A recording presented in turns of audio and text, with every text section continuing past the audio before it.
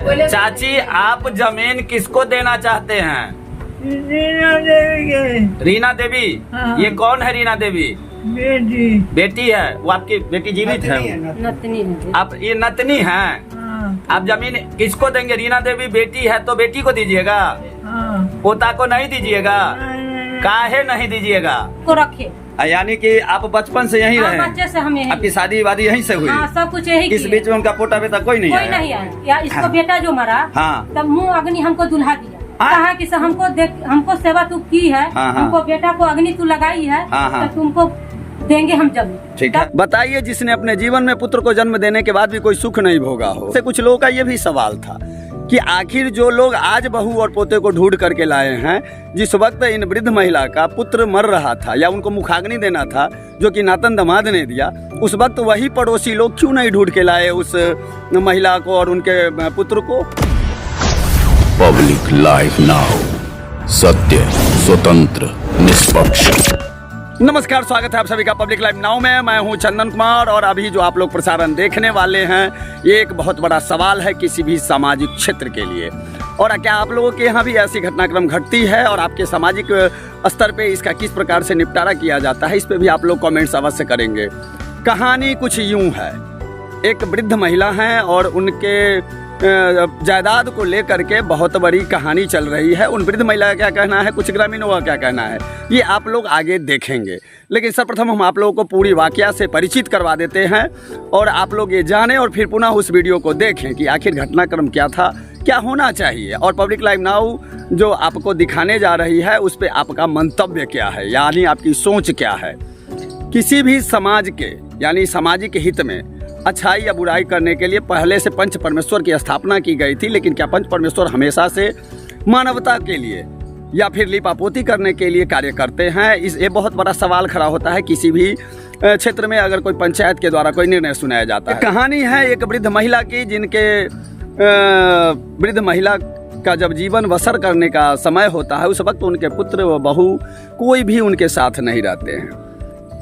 15-20 साल पहले का घटनाक्रम है उनकी वृद्ध महिला की, जो आप देखेंगे तस्वीरों में।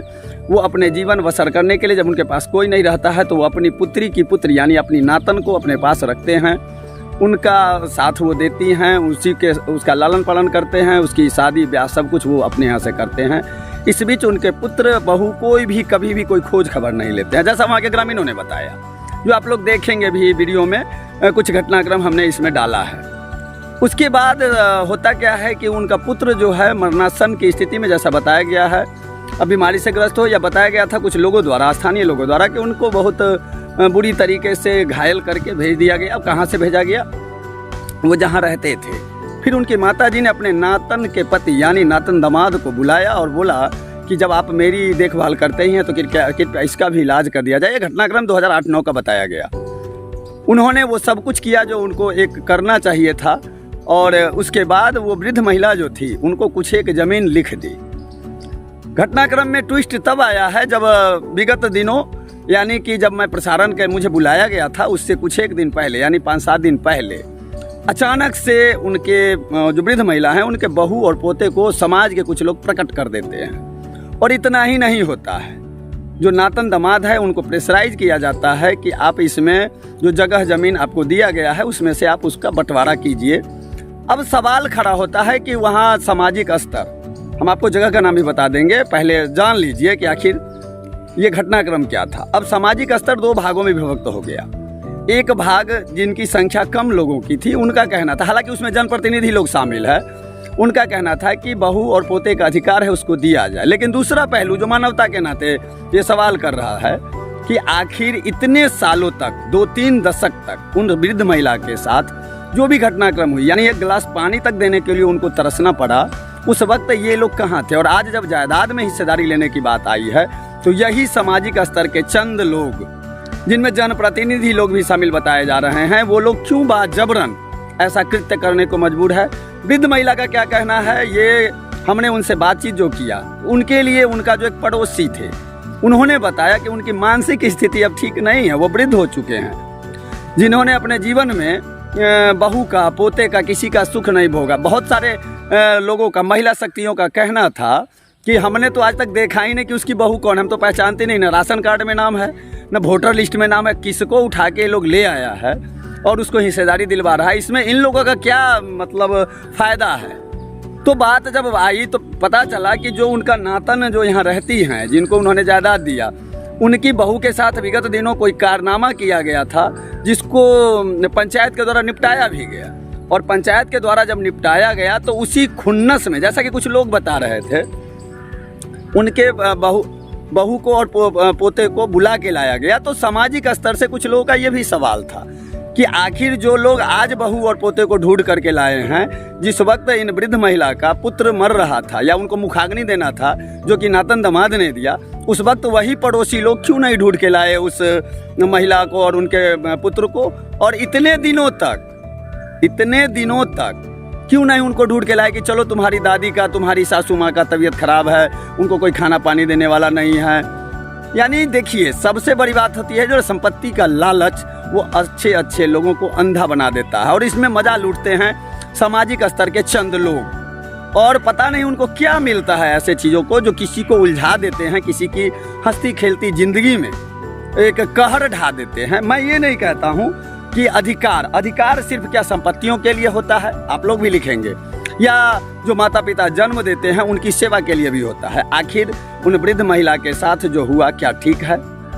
आगे जो भी होगा, क्योंकि पंचायत है, बड़े बड़े जनप्रतिनिधि उसमें शामिल हैं, तो हक तो कानूनन हक होता है, वो दिलवाया जाएगा। जब वृद्ध महिला को कहा जा रहा है कि वो सहवास में ही नहीं है, जबकि वो मुझे बयान दी है मेरे चैनल पे, लेकिन उन जनप्रतिनिधियों पे भी सवाल खड़ा होगा, उन लोगों पे भी सवाल खड़ा होगा, समाज के चंद उन ठेकेदारों पे भी सवाल खड़ा होगा कि क्या आज से विगत 2-3 दशक से जब वो वृद्ध महिला अपने जीवन को घसीट के चला रही थी, तो क्या ये समाज के लोग उनको एक गिलास पानी के लिए भी पूछने गए थे, जो आज उनकी संपत्ति के बंटवारे में वहाँ बहुत बढ़ चढ़ करके हिस्सा लेंगे या लेने वाले हैं? सवाल बहुत बड़ा है, आप लोग भी लिखिएगा। और ये घटनाक्रम है मुजफ्फरपुर जिले, यानी बिहार के मुजफ्फरपुर जिले के मुरौल प्रखंड के पिलखी गजपति वार्ड संख्या 11 का। आइए देखिए और तय कीजिए, और आप लोग भी अपने अपने जो भी आपकी सोच होगी वो कमेंट बॉक्स में अवश्य लिखेंगे। बहुत बहुत मैटर इसका ऐसा है जो इनके पूर्वज थे, नाम बताइए। राम लखन पोदार जी। राम लखन पोदार का एक बेटा शंभू पोदार, ठीक है जो शंभू पोदार बाजार रह गए जी, ठीक है। और बकरी पालन करके राम लखन पोदार अपना गुजर बसर किया, ठीक है। गुजर बसर करने को बाद एक पुत्री था उसको, वह उसका अंतिम जब समय आया तो उसका देखभाल सेवा सत्कार टोटल पुत्री किया, सब पुत्री किया, बेटा नहीं आया, क्या बेटा नहीं आया कोई, ठीक है। तो आया, ठीक है।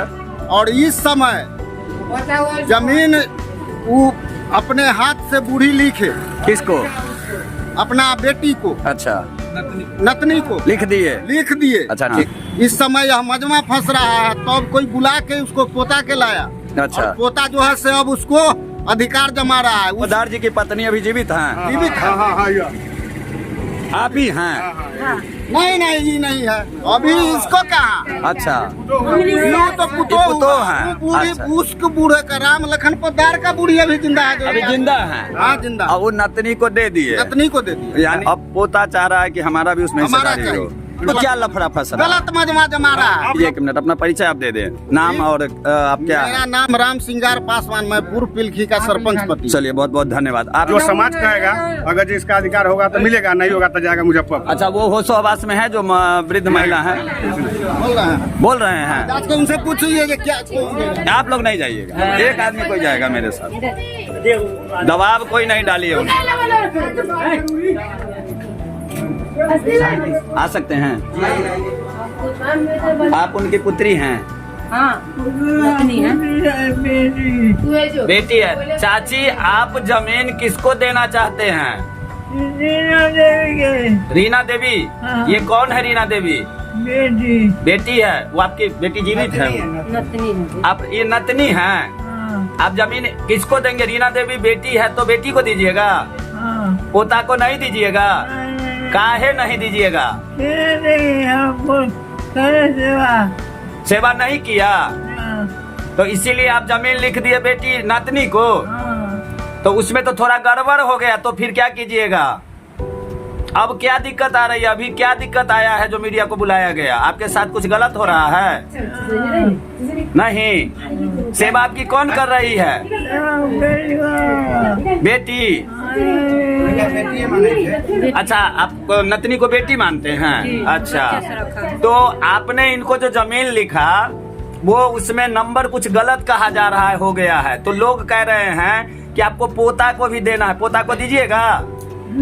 पोता को नहीं दीजिएगा? अब पोता का अधिकार होता है, नहीं दीजिएगा ना? तो बाजबरन कहता है लोग जो देना पड़ेगा, तो क्या कीजिएगा?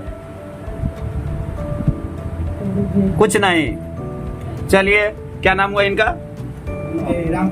रामपरी देवी, यानी मुस्मात हैं। आप कौन है उनके? इनके बेटा परनाती है। अच्छा, आप इनकी नतनी हैं? आप ही इनकी सेवा किए हाँ हैं? जी, हम इसको सेवा कब से कर रहे हैं? 20 साल से कर रहे और हैं। तब तक इनके बेटा पुता कोई नहीं कोई नहीं आया? आया, तभी तो हमको साथ रख लिए। हम बच्चे से रख लिए, बच्चे से, आप नहीं बोलिए, हम इनसे बच्चे पूछे। से हमको रखे। यानी कि आप बचपन से यहीं हाँ, रहे? बच्चे से हम यहीं। आपकी शादी वादी यहीं से हुई? हाँ, सब कुछ यही इस किए। बीच में उनका पोता बेटा कोई नहीं कोई आया? नहीं आया।